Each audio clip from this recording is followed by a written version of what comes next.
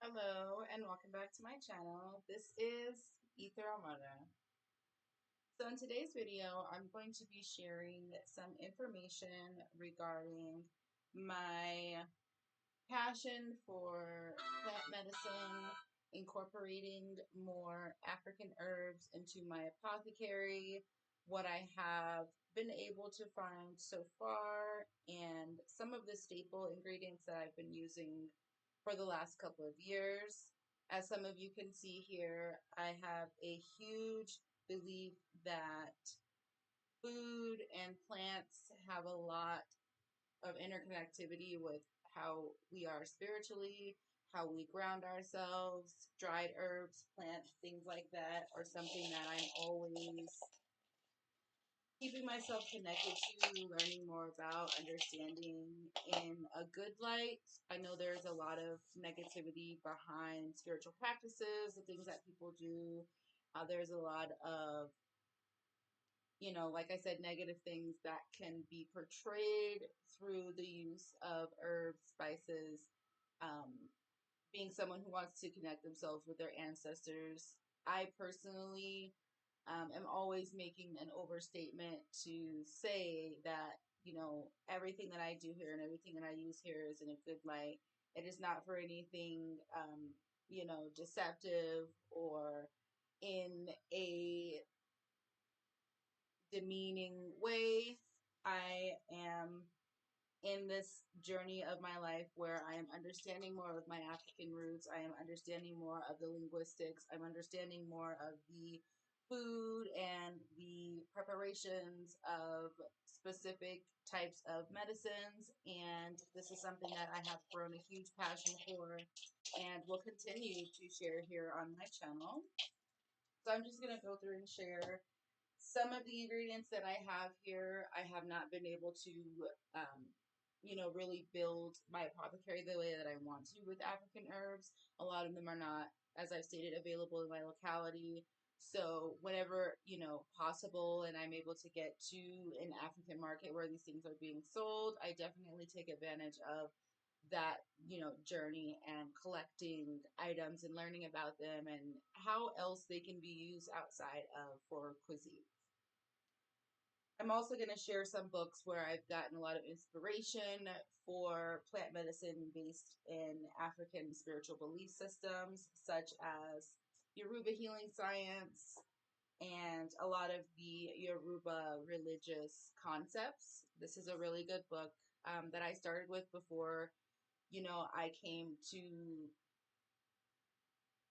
the understanding of religion and things like that. I have solely been searching for how to heal oneself, how to use plant medicine, how to understand and speak with, specific types of ingredients to help you and your body. And using, yoni steams, for example, something that I've used a lot from the time that I gave birth to my first child, and how I wanted to incorporate water birthing into that experience. All of those things are based around what I would create and call my spiritual practice. So these are definitely books where I have been able to learn about how different African herbs are used in healing practices, as many women, within my ancestral bloodline. I speak for myself. I don't know, what everyone else is connected to in your lineage, but this is solely my own personal experience of what I know from my maternal lineage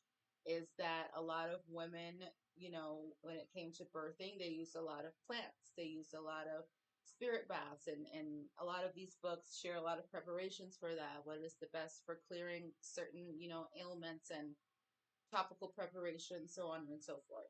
So I'm definitely going to get into a lot of that and then sharing some of the African herbs that I have here that I am incorporating into my apothecary.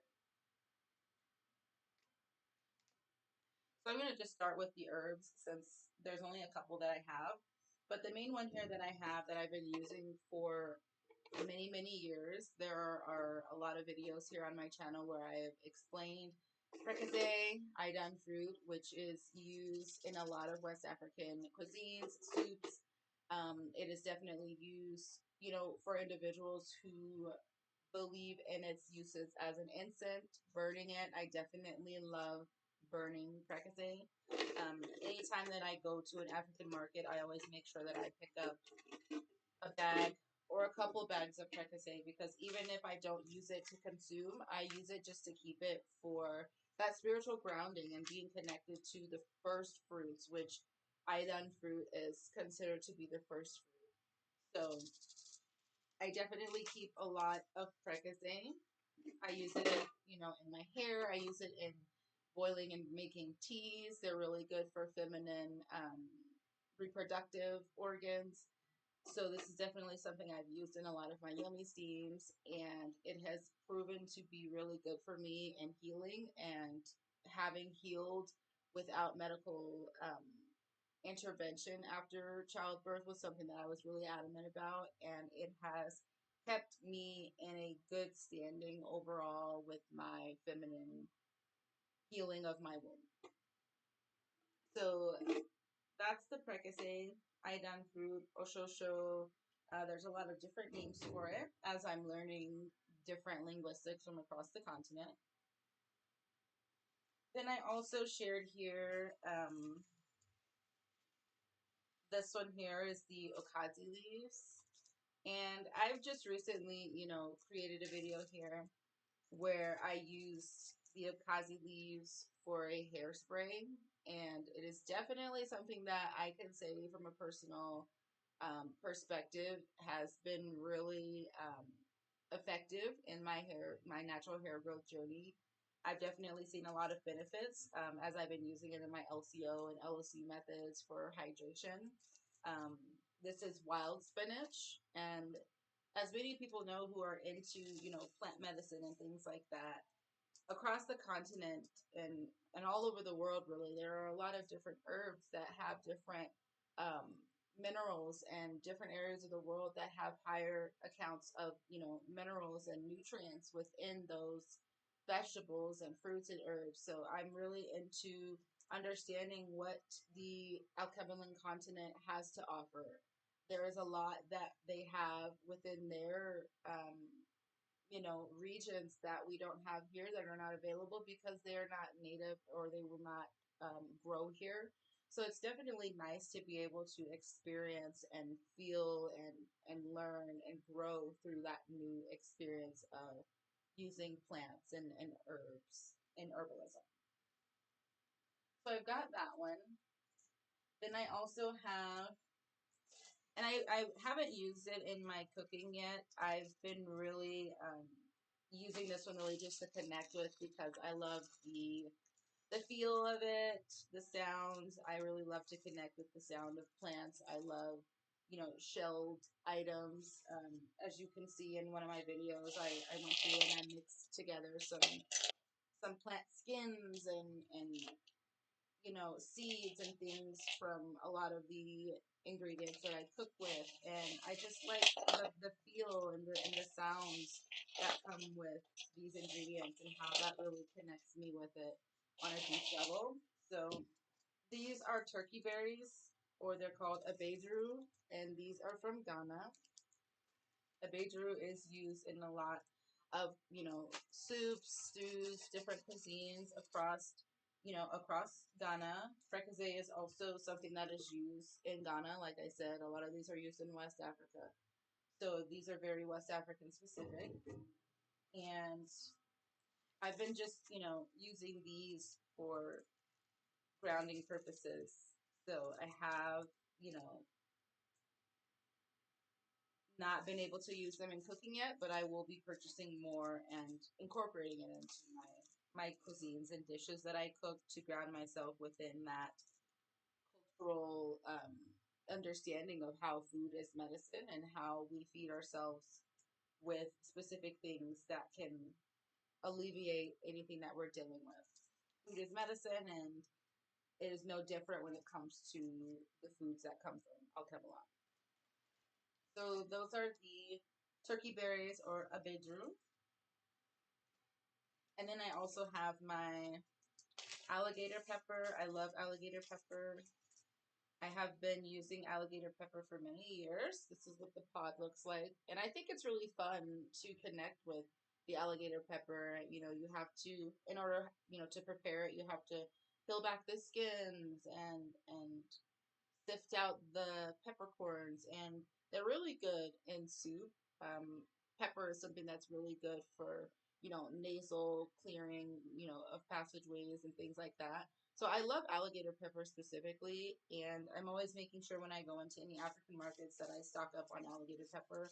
If I don't get around to using it to cook with, if I'm reaching expiration, then this is where it gets repurposed into using for grounding packs. So I don't waste anything. If it doesn't, make it to my table, then it can make it to my creation process. And I also incorporate a lot of these things into my resin art. As a lot of people have seen here, I do my resin pieces.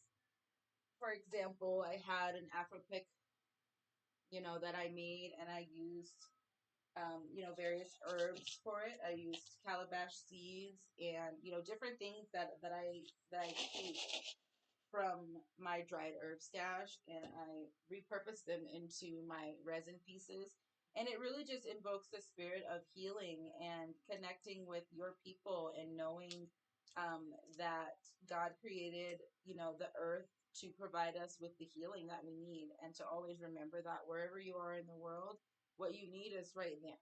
So I think that highlighting what is within the African continent specifically, and Al Cabalon specifically, um, is everything that that our people need. And I feel like incorporating that into my art is definitely a part of that spiritual connectivity. So it's all in a good light. It is all in the spirit of herbalism and plant-based theology.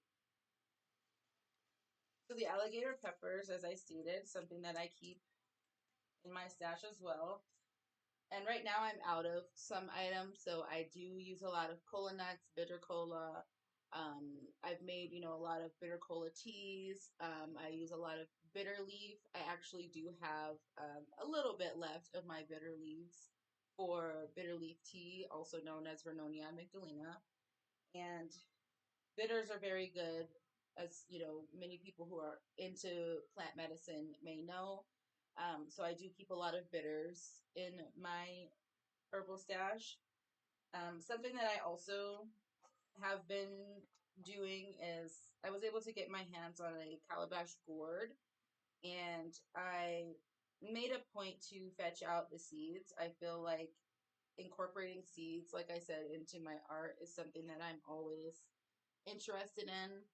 So these are just, what I fetched from my calabash gourd, and I'm keeping them, for keepsake and using in my resin art as well. As you see on my channel here, I have a new alligator calabash Afro Man pick.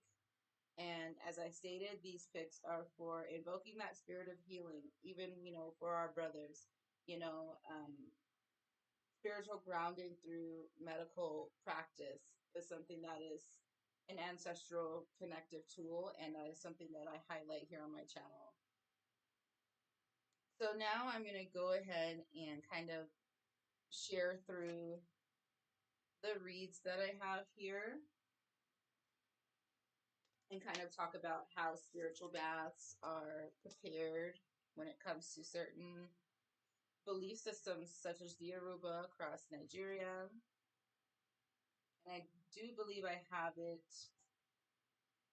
bookmarked here, so you can see that there. This section here is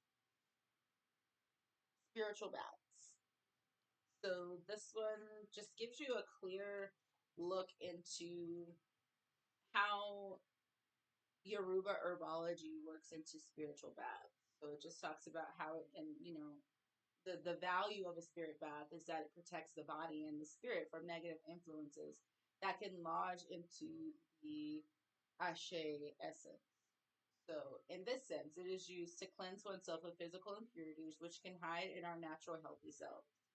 So, understanding how different parts of our body carry different negative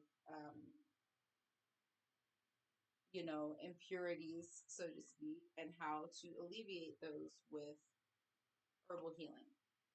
So it gives you each stage of spiritual bath preparation. So stage one is, I'm just going to read, very briefly. You have to be selecting the correct herb and basing your herbal formulas upon, your intentions, what you're looking and seeking to heal through that bath. Then it talks about, how to prepare yourself during a spirit bath, how not to indulge in any type of sexual activities, how to really purify yourself and cleanse yourself, making sure that you're not eating a heavy meal before you take a spiritual bath, and how to really absorb its essence. So there's a lot of really good things that it talks about with making spiritual baths your personal ritual.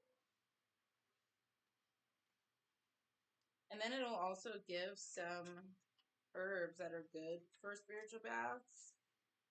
So it will also talk about how to prepare, those herbs, calling to your herbs, calling to them for what it is that you need from them.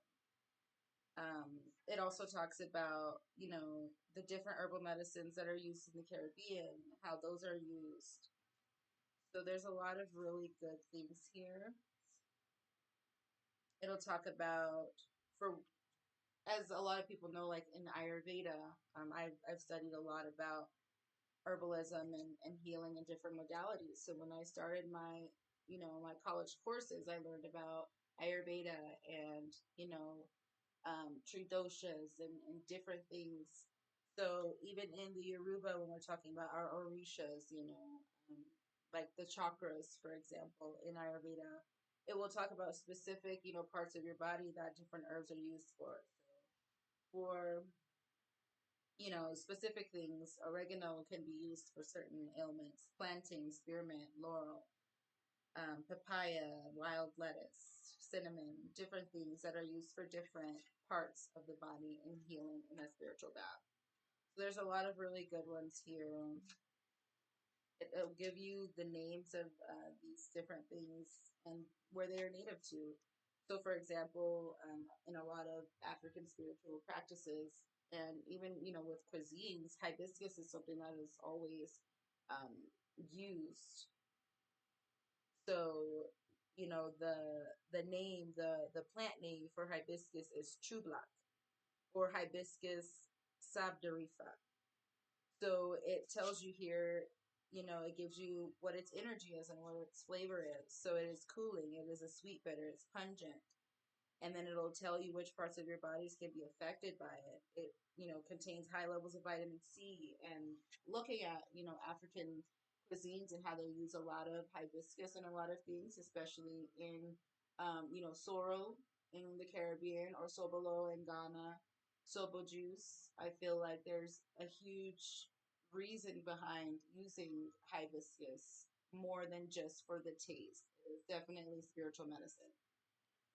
It'll talk about lemongrass, fever grass. I've definitely shared here how I've used, different fever grass. I, was able to purchase from vendors that come from Jamaica who, are very big on making lemongrass teas for any type of ailment. Then we have lignum vitae, which is the tree of life. It tells you, what it can be used for. It's good for rheumatism, asthma, different things. Sarsaparilla, something that I just used in a grounding practice for feminine vitality. So it tells you here, the energy and flavors of sarsaparilla. It's sweet, it's mildly spicy, it's a neutral energy. And it tells you, it's used by a lot of Jamaican root doctors. It is used to treat skin disorders. It can help with hormone imbalances. So there's definitely a rationale, behind what I use in different preparations, and why, I made my, sarsaparilla and motherwort tea, and how that affected me as a woman in my essence, and wanting to reground myself after, luteal phases and things that, are tied to feminine reproduction. So it's definitely really nice to see that all of these things are used ancestrally already, and we just, have to remember where these things came from. So there's a lot of really good stuff for spirit baths in here. And I've shared this book a lot. I also made a Haitian purification drink that came from this book, the recipe, and it was a lovely drink. And understanding that even, our Haitian brothers and sisters, outside of, all the names and wanting to dilute people's names and how they identify, whoever you are, you don't have to be an African in order to connect with plant medicine. You don't have to call yourself Black to connect with the diaspora. However, we can understand one another's ancestral connectivity and how these things work for our spirituality. I think it's best to connect over these factors and not be at war with one another over what we're calling something. So I'm definitely someone who is inclusive of all people. Telling people who you are and affirming who you are is how we can set the foundation for respect. Say who you are, just like saying what your name is holds weight. Say who you are, what you represent, and what you want to be called, and that ought to be respected.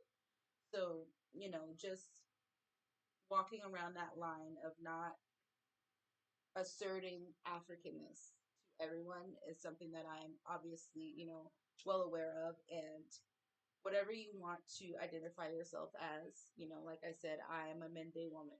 Those are my maternal links. That is what I affirm over.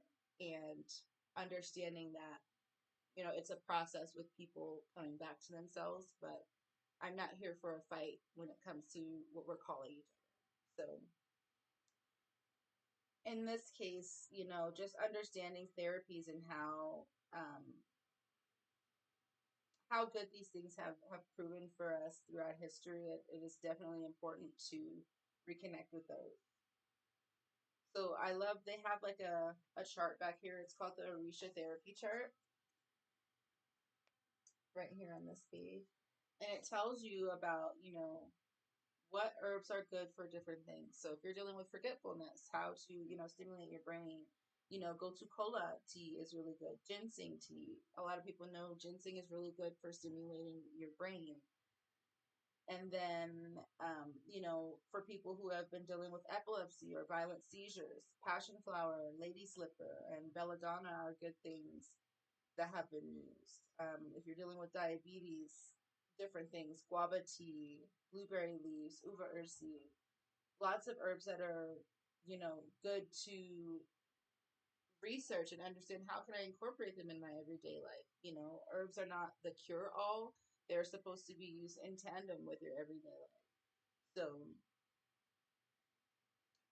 there are motor coordination problems that, you can get herbs to alleviate some of those factors. So there's a lot of really good stuff in this book. I love how, even like I said, outside of only Ayurveda understanding the different parts of the body, the Orishas are also the same. So understanding, the pituitary gland, the Ori, which is the crown, the pineal gland, or Urunmila, which is the brow, the thyroid, which is Obatala, which is the throat, the heart, navel, the sacral. All of these parts of ourselves as humans are highlighted in ancient practices. So I definitely, love learning about the Orisha energy field, understanding how energy works in the body specifically. So there's a lot of really good stuff here. And I'm always keeping my pages marked so I can always go back to them. So that's that one. And I, stated in one of my last videos, this is the second edition for this book. I'm still, wanting to get the first edition of his book, but this is a really good one. And then when we're looking at, the Yoruba religious concepts, outside of being attached to religious beliefs, I'm definitely someone who, tries not to assert um, radical religion into everything. I feel like when we're talking about healing, what God has provided for us in our environments is what should be used, and these are things that are tried and true throughout history. Aside from whatever it is that you believe, what God provided us on this earth is what ought to be made use of. So in this one, it talks a lot about natural environments, understanding that each orisha or each chakra has different numbers and natural environments. So when we're talking about Yamoja, you know, Yamoja is blue and it is a crystal and its number is 7.